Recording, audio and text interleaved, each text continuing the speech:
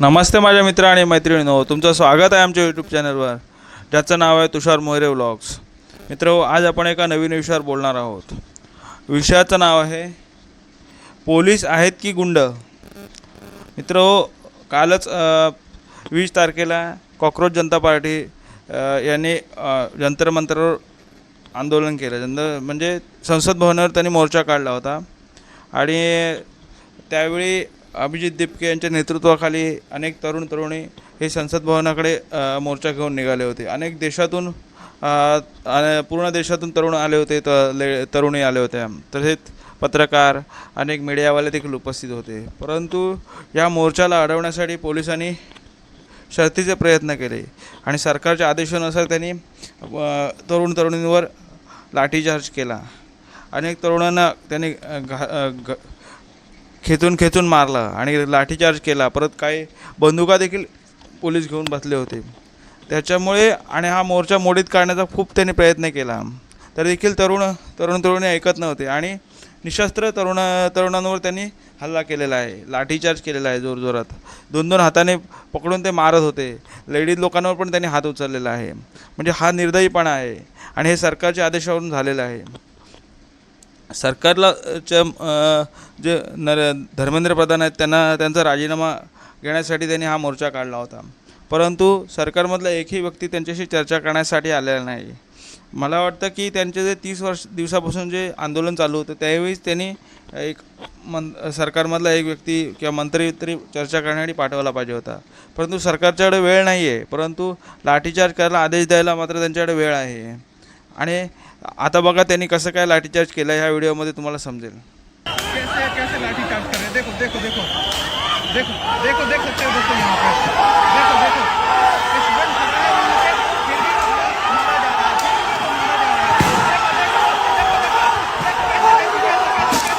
कैसे मारा जा रहा है दोस्तों. यहाँ पे ये है पुलिस की दादागिरी.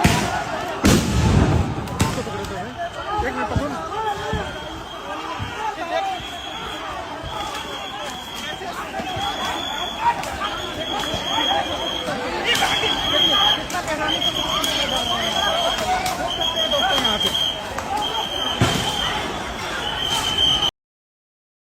आता तुम्ही बघितलं असेल की पोलीसवाले कसे एका तरुणाला मारत आहेत, दोन हाताने काठी घेऊन मारत आहेत. आणि त्याचबरोबर त्यांनी कॉक्रोच जनता पार्टीच्या गाडीला देखील तोडफोड केली आहे पोलिसांनी. आता बघा गाडीची नासधूस कशी करत आहेत पोलीसवाले ह्या व्हिडिओमध्ये बघा.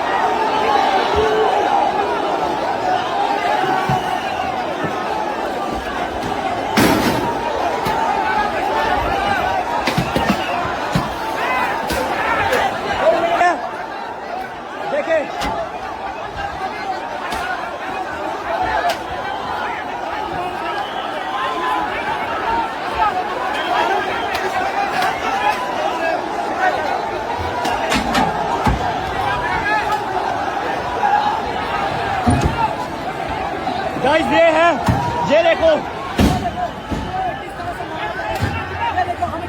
गाड़ी पे बैठ गए, गाड़ी पे.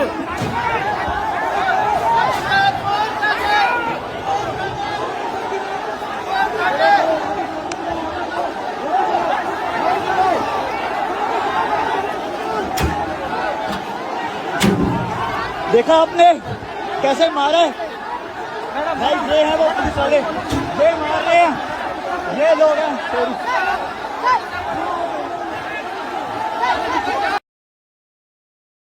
म्हणजे जी कॉक्रोच जनता पार्टीने जी गाडी आणली होती त्याची देखील त्यांनी नासधूस केलेली आहे. आणि त्याच्यामुळे मला असं वाटतं की हे पोलीस आहेत की गुंड आहेत नक्की. आता बघा त्याच्यावर कॉक्रोच जनता पार्टीचे अभिजित दीपके हे काय म्हणाले ते बघा या सगळ्या प्रकरणावर. अब आप क्या चाहते हो, क्योंकि आपका प्रोटेस्ट काफ़ी ज़्यादा वॉल्यूम हुआ, आप लोगों ने बताया कि बहुत मारपीट हुई आप लोगों के साथ. आप आगे की क्या स्ट्रैटेजी सोच रहे हैं? हमारा जो प्रोटेस्ट है वो जारी रहेगा. और जो दिल्ली पुलिस ने आज किया बहुत ही शर्मनाक बात है. अगर इनको हमारा मार्च रोकना था तो ये वाटर कैनन गन भी यूज कर सकते थे. लेकिन जिस बर्बरता के साथ मारा, 12 साल की बच्ची का सर फोड़ा गया है, लड़कियों की छाती पर पैर रखकर मेल पुलिस ऑफिसर्स ने लड़कियों को मारा है, पीटा है, उनके गले पकड़े हैं. ये कैसी पुलिस है? ये गुंडागिरी लगा रखी है नरेंद्र मोदी और उनकी पुलिस ने इस देश में. सोनम वांगचुक की जो पत्नी है उनके भी बालों को पकड़कर खींचा है पुलिस वालों ने और मेल पुलिस ऑफिसर ने खींचा है. इस देश में पुलिस को गुंडा बना रखा है नरेंद्र मोदी और अमित शाह ने. ऐसा कब तक चलेगा? आज इन्होंने दिखा दिया कि इनका 20 बच्चों की आत्महत्या से मन नहीं भरा है। ये और बच्चों का खून चाहते थे, इसलिए आज पुलिस को इन्होंने आदेश दिए थे कि बच्चों के सर फोड़ो, बच्चों के हाथ तोड़ो, बच्चों के सर फोड़ो फिर से। अभी सोनम वांगचुक से आपका कॉन्वर्सेशन भी हुआ, वो स्ट्राइक को कंटिन्यू रखने वाले हैं, कब तक रखेंगे? ये बहुत ही दुखद बात है। हम चाहते थे सोनम सर अपना आज हंगर स्ट्राइक तोड़े, क्योंकि उनकी हंगर स्ट्राइक को आज 23 दिन हुए हैं और उनकी तबीयत बहुत ही ज्यादा खराब है। लेकिन आज जो पुलिस ने हरकत करी और आज जो सरकार ने स्टूडेंट्स को जानवरों से भी बदतर ट्रीट करा और मारा है, उसके बाद सोनम सर ने डिसाइड किया है कि वो अपनी हंगर स्ट्राइक जारी रखेंगे। मनोज तिवारी कह रहे हैं कि हमारी सरकार बहुत ही डिसेंट, बहुत ही विनम्रता के साथ बातचीत करने की। ये डिसेंसी थी? 12 साल की बच्ची का सर फोड़ा गया, ये डिसेंसी थी? एक लड़की के कपड़े फाड़े गए, उसके छाती पर पैर रखकर उसको मारा, ये डिसेंसी है? पार्लियामेंट में डिस्कस करते हैं, जो मुद्दा है सड़क का मुद्दा नहीं है, संसद का मुद्दा है। तो खुद इमरजेंसी में क्यों सड़क पर आ गए थे? ये खुद लोग क्या कर रहे थे एक टाइम पर? ये खुद प्रोटेस्ट से बनी हुई पार्टी है ना, ये जनसंघ से ही बने थे ना, ये भी तो आंदोलन करके ही बने थे। आपकी पार्टी के 2 लोगों ने जेपी नड्डा से मुलाकात की है। Total time waste, it was a total time waste. एक तरफ बातचीत के लिए बुलाया, दूसरी तरफ बच्चों को यहाँ पीट रहे थे वो। इसके बाद हमारा कोई भी डेलीगेशन सरकार से मिलने नहीं जाएगा।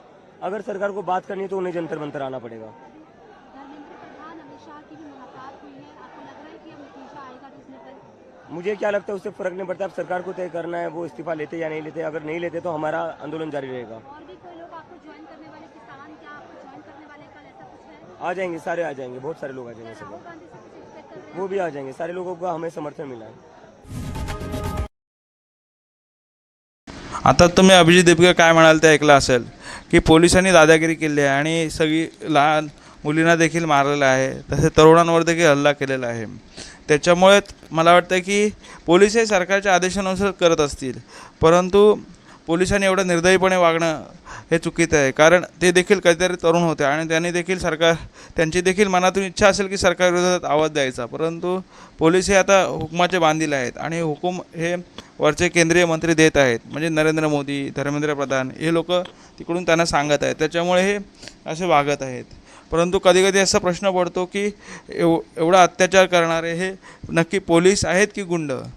धन्यवाद मित्रांनो। आता आपण पुढच्या वेळी एका नवीन विषयावर बोलू आणि नवीन विषयावर व्हिडिओ बनवू। आमच्या चॅनलला लाईक, सबस्क्राईब आणि शेअर करा। जय हिंद, जय महाराष्ट्र, जय भारत।